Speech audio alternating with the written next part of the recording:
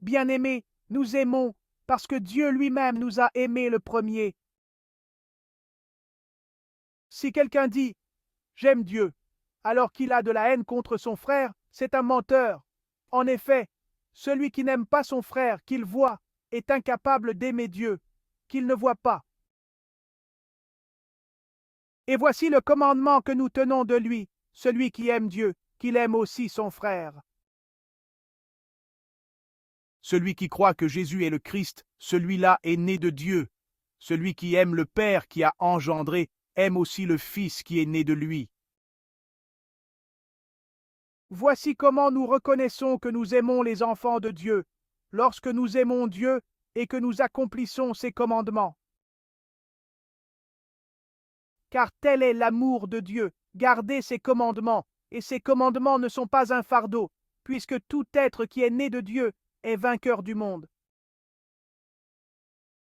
Or, la victoire remportée sur le monde, c'est notre foi.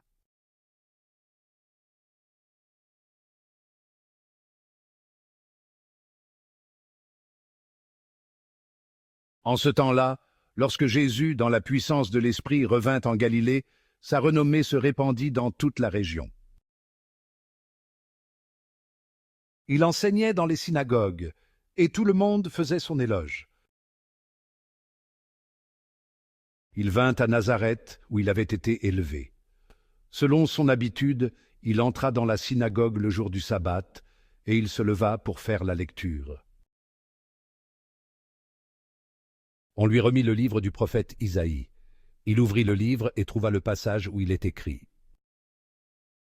« L'Esprit du Seigneur est sur moi, parce que le Seigneur m'a consacré par l'onction. Il m'a envoyé porter la bonne nouvelle aux pauvres, annoncer aux captifs leur libération, et aux aveugles qu'ils retrouveront la vue, remettre en liberté les opprimés, annoncer une année favorable accordée par le Seigneur. » Jésus referma le livre, le rendit aux servants et s'assit. Tous, dans la synagogue, avaient les yeux fixés sur lui. Alors il se mit à leur dire, « Aujourd'hui s'accomplit ce passage de l'Écriture que vous venez d'entendre. » Tous lui rendaient témoignage et s'étonnaient des paroles de grâce qui sortaient de sa bouche.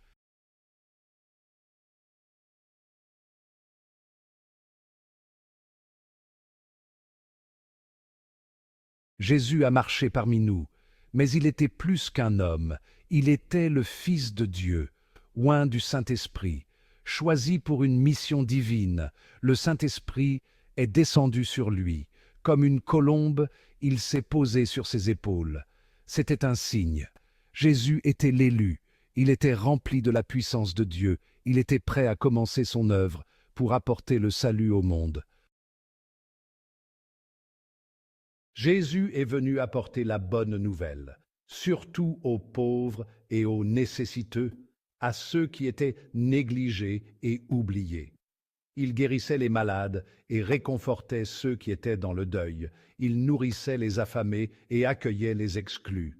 Il voyait leur douleur. Son cœur était rempli de compassion. Il voulait soulager leurs souffrances, leur offrir de l'espoir et un avenir. Jésus ne se contentait pas de guérir les maux physiques, il libérait aussi les gens de leurs chaînes spirituelles, du péché et du désespoir. Il pardonnait aux pécheurs et leur offrait une nouvelle vie.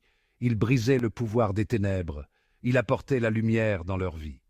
Il est venu pour libérer les captifs, pour ouvrir les portes des prisons et relâcher ceux qui étaient liés par leur passé, pour leur offrir le pardon et un nouveau départ. Jésus nous offre plus que des règles à suivre. Il nous offre une relation avec Dieu, une relation fondée sur l'amour et la grâce.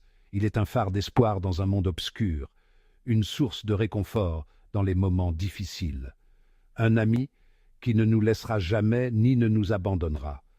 Tournez-vous vers lui. Trouvez la paix et la joie en sa présence. Il est prêt à vous accueillir à bras ouverts.